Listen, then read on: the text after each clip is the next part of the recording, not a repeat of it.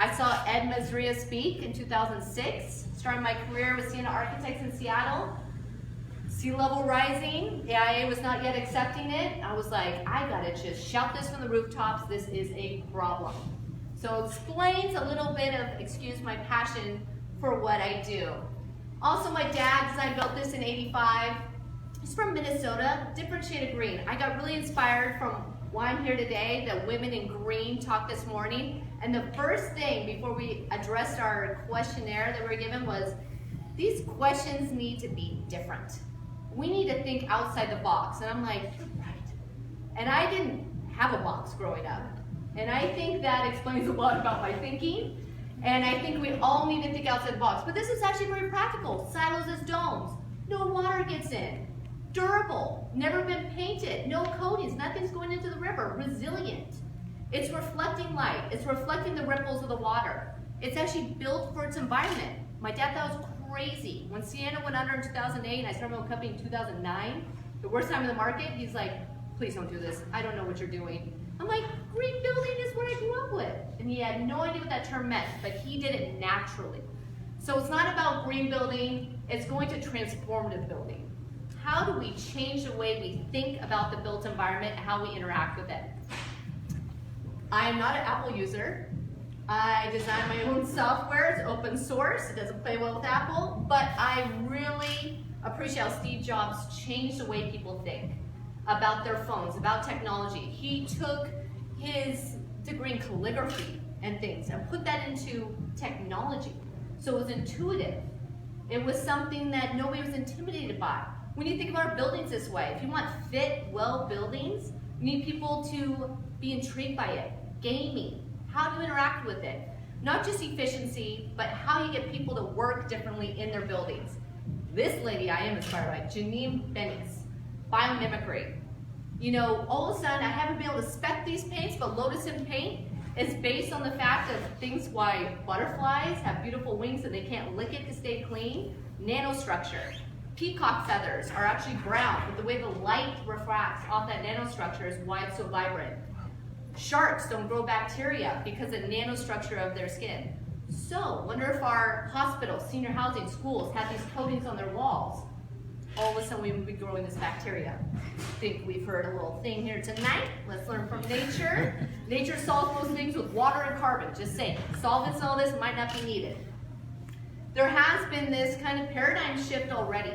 That there was this kind of Joe versus volcano. I'm dating myself. This is a great 80s classic. But he jumped off a volcano based on the fluorescent lighting, cubicle office, basement he was trapped in. And Google really transformed the expectation. And now we're seeing offices really trying to attract talent from a different type of office. Well, building is starting to appreciate this with a certification aligned with it, but really it's just becoming an expectation. But how do we do this in an affordable way? LEED, version gold, we're in this world. So my company is EcoReal, we do green building consulting. This is my world. LEED gold is a baseline. It is code now. And LEED V4 is pushing the envelope. People are challenged by that. It's just code. Get there, rise above it. We're doing for Multnomah County Health Department headquarters. For the courthouse, we're pursuing LEED Platinum just from a process and a way of thinking. This is called thinking outside the box. Everybody was scared to death when I said, we could do V3, but let's do V4. So we'll get credit for our operations and maintenance you're already doing, things you're already doing. Broader criteria for things we can get credit for. Let's band together and evolve. And we're doing well-building synergies on top of that. Not changing the cost, just proving it can be done. Speaking of working in the basement, our beautiful present from Michael Graves, a historic building, even though it was built the year I was born, which I don't appreciate. It is a historic building, and it was called the world's largest basement to be working in. And now we worked with the owner's rep team and told them of the well building certification that we kind of prove with a third party that this is not a sick building.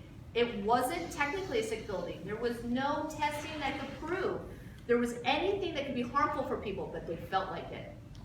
So we are changing the game. We are actually going through well-being certification and bringing a new just kind of consciousness to design, human-centric design, and how we're renovating this project. That's starting to push the envelope. But I want to go from innovative to transformative. Woo-woo. Norm Dibble right here is my partner. He is the creator of Culture Seed, the nonprofit, and now evolving a program called Conscious Construction. And it's 150 beautiful acres of white salmon called Otlawn. This is the House of Otlawn, 5,000 square foot of straw bale.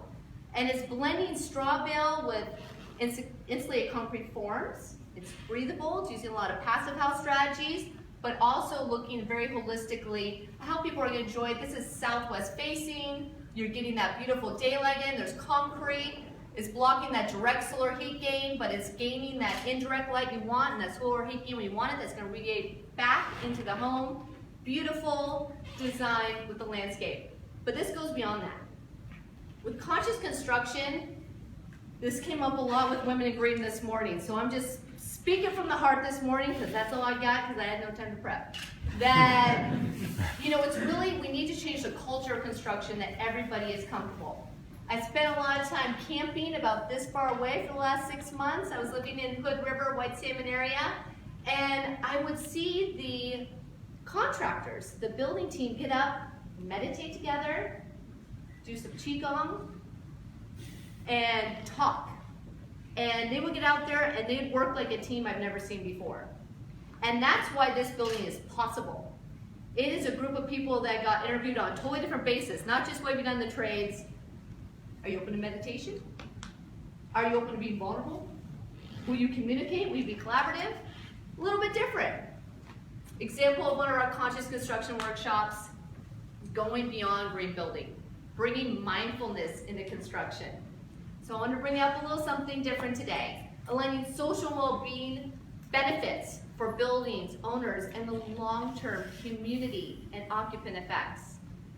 Promotes inclusion, equity, empathetic communication. My first job after Sienna went under was living on a federal job site with the subcontractors hired by the GCs in Northeast Washington, a land port entry project. And they ran from me. I was the only woman within probably 20 miles, and my voice did not get heard for a very long time. And I had to learn how to communicate with them, and it was very, very difficult. And I think that's a barrier. So just communication, how you promote empathetic communication, conflict resolution, that meditation, getting to know people's stories at the beginning of the day, change the way they work together. So the culture of community in construction. SummerGorder. There's mandalas written in the concrete. This is pushing the envelope. This is a little woo. That maybe we're not quite there yet, but I can't help but bring up where we're talking in this community. We're talking about geomancy, that we're all these energetic bodies. We're meridian energy cycles going through us. And don't judge a book by its cover, but in 7th grade, when I had a choice what to do for a science project, I chose the string theory. So I'm a big believer in everything is energy and vibrations. So why aren't our buildings connecting with the Earth's energy? Maybe it's crystals, maybe it's how you're building aligns with those different energies. This was during a conscious construction workshop.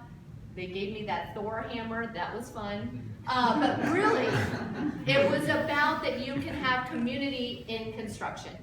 And that's how communities used to be built. Raising barns, building churches. This is how people used to unite. We're all about building tools for the boots on the ground. I did come from a large architecture firm, Sienna. We did work on one of the first living buildings at Juki Delta House. I did work on Dubai's pilot for LEED neighborhood development in 2006.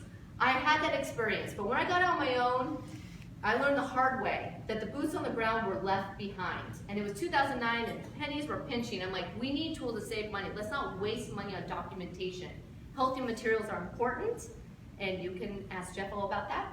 But I just knew we need simple tools to translate those complex green specifications to the boots on the ground. And that's where I've been focused actually for the last 9 years, in addition to LEED and all those other wonderful things we do. But it was putting things in their vernacular. It is about breaking down barriers, and language is a big part of that. So this looks like an R5, that's our steel material dash sheets. Take LEED off the sheets. Create reporting that you can get throughout the project. I'm going fast for a reason. Well buildings for all. It has to be affordable and equitable. We did this for Reynolds School District, low income area. We hit path to net zero. It started out as a security project. And we, after 6 months, convinced them you can pursue Architecture 2030. You can walk the talk. You can hit path to net zero. And we proved it for no added cost. We talked about the schools are, every building is their existential skid. Kids are vulnerable. They perform better in a healthy school. And we provide this for Reynolds. Make the leap. This is me learning how to paraglide. Blame this on Norm as well. Leaped off that cliff after 2 days of training. Don't necessarily suggest it, but take the leap of whatever you're doing. Don't be scared. Do it. Let's collaborate, make it happen.